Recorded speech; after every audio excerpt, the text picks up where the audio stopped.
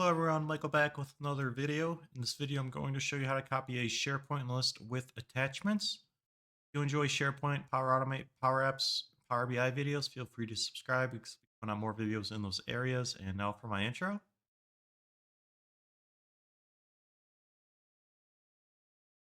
Alright, so I'm going to be copying this SharePoint list into another SharePoint list and bring in all the attachments with it. I have a small list right here. My first two items do actually include attachments. So this first one includes two attachments down below. And then the second item in my list actually includes three. And I have a few different file types in there. Then my last item doesn't have any files associated with it. So to start, I'm going to create a new SharePoint list that's going to be identical to this one. I'm going to navigate over to my home, go to new, list. And then I'm going to choose from an existing list. And you can see all the SharePoint sites that you have access to. So if you want to copy a list from a different site, you'll be able to do that. All right, so I'm going to go ahead and copy my leave request list because that's the list I was working in. I'm going to click next, and then I'm going to create my new list. So this is just going to be new leave request. Description, I'm not going to include anything. Going to click on create. So now we have a new leave request. It's going to be the same SharePoint columns and everything included. So now we're going to go ahead and navigate over to the Power Automate. I need to copy the one list to the other with the attachments. That is the difficult part.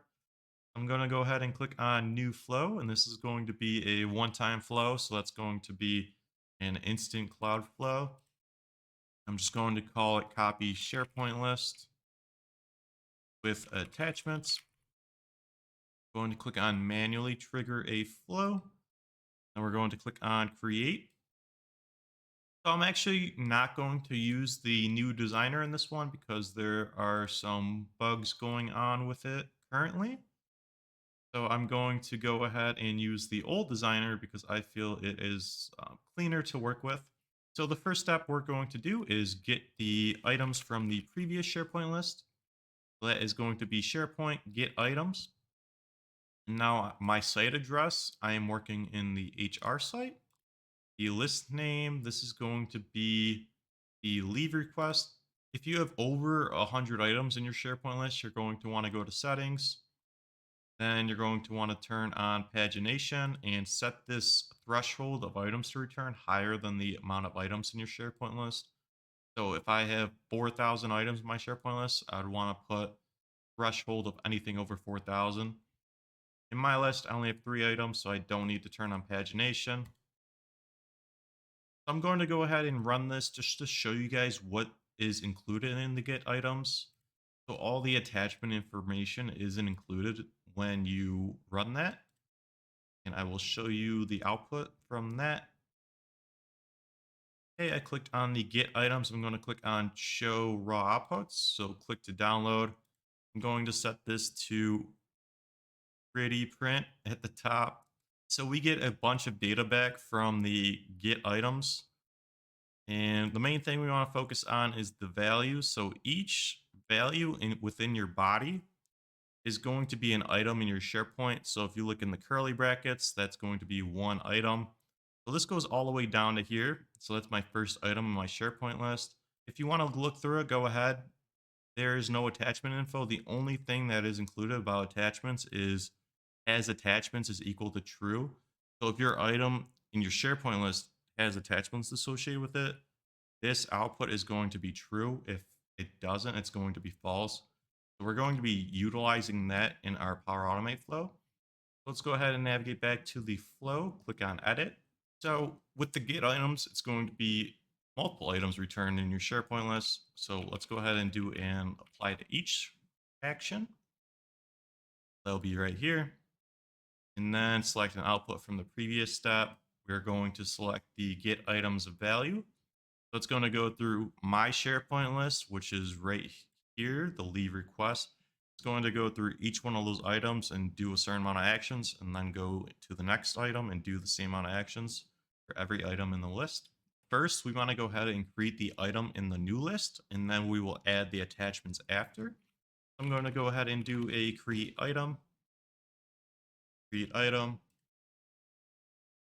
My site address is going to be the SharePoint list I'm working. That's going to be HR, and the list name is new leave request. I'm going to go ahead and add some of the information from my get items into my create item.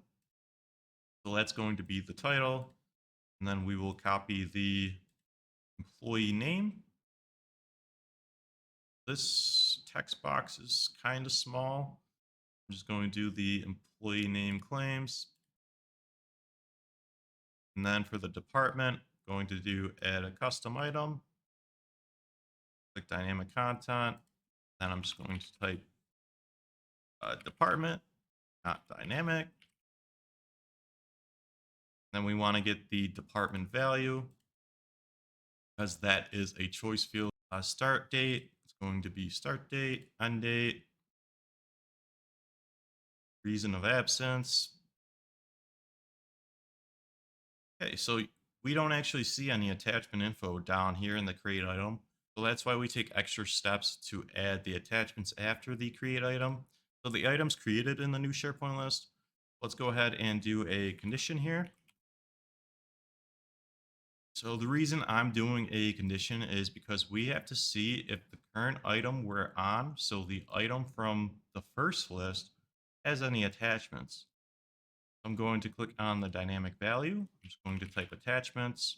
So since we already created an item, we don't want to look at that one. We actually want to look at the get items has attachment. So make sure you don't make this mistake of choosing the wrong one because we have two SharePoint actions now, which will likely contain the same data. But we want to use the get item, so as attachments, and that will look at the current item that we are working with. So if that is equal to true, we know that that item has attachments. And I showed you that with the get items output, which is right here. So if that is yes, we want to do something. If it's no, we don't really want to do anything. So we're going to go ahead and add an action. So we're going to do get attachments. So get attachments in SharePoint. Site address is going to be HR, the list name. So that's going to be the first list you're working in. So the original list, not the new copied list. So that's going to be leave request for me. And then we want to find the ID of this item. So the first item we're working with. And that is going to be not the create item. It's going to be get items ID. So since you can have multiple attachments within that one item, we have to do another apply to each. We're going to do add an action, apply to each. Okay, and then it's going to ask, what do you want to do? We're going to do get attachments body. And so for each attachment within that item, we're going to go ahead and add that attachment to our newly created item in the new SharePoint list. I know it can get confusing with all these apply to eaches, but I'll try my best to explain this. We are on the attachments now. So let's go ahead and do get attachment content. Because with the get attachments, it doesn't actually return the content inside the attachment. It just returns the file names and some other metadata with it. Let's go ahead and do get attachment content in SharePoint. That is going to ask you for the site address again, the list name. So my list name, it's going to be from the original list. And then we want to get the ID. So that is going to be your get items ID. And then we want to do the file identifier. And this is going to come from the get attachments. So that's going to be the ID from the file identifier. Okay, so we have the attachment. We have the attachment content now. So let's go ahead and add that attachment now to our newly created item. This is going to be add attachment SharePoint. Okay, so let's go ahead and enter in our site address. The list name here is going to be your new list, and that's going to be new leave request for me. The ID, so this ID is going to be your newly created item, so it's going to come from your create item ID.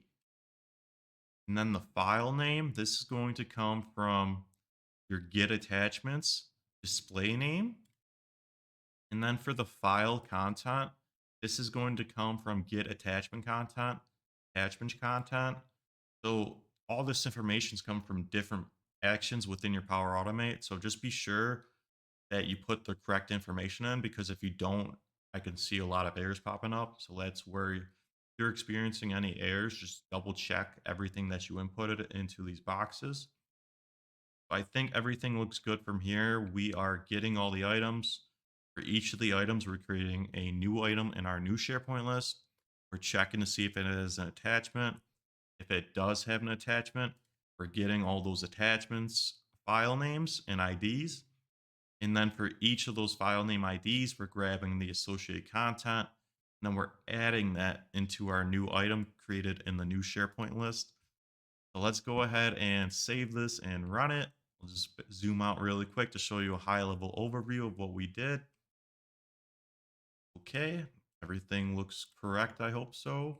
We're going to click on test manually, run flow. So this should run relatively quick because I only have 3 items in my SharePoint list. So it's not a lot of copying and putting it in the new list.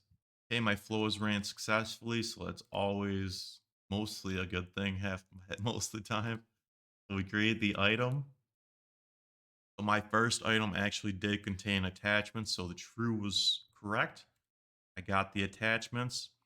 So this one actually had 2 files associated with it. So if you look at the output body, you can see that we have 2 items within here. And then the apply to each, it's going to go through those 2 attachments, get the content, and then add that attachment to our new item. So this looks correct right here. Let me go ahead and look at the second one just to confirm that it ran correctly. So it was true. And this one had 3 files associated with it. So it looks like it ran correctly. The last one didn't have any files associated with it. So this was false. So it did not take any action with that one. Let's go ahead and look at our new leave request list. As you can see, we do actually have those attachments down here. Let me zoom out. So we have the attachments, the 2 associated right here. I'll just click on the birthday list so we can see that the file information looks correct, and it does. The dog picture, there we go. It's a picture of a dog. We're good to go. And the other one, you have 3 items associated here. I hope you guys enjoyed the video. I hope I explained it well enough for everybody to understand. If you have any comments or questions, please leave them down below. If you like the video, please like and subscribe. I will catch you guys in the next video.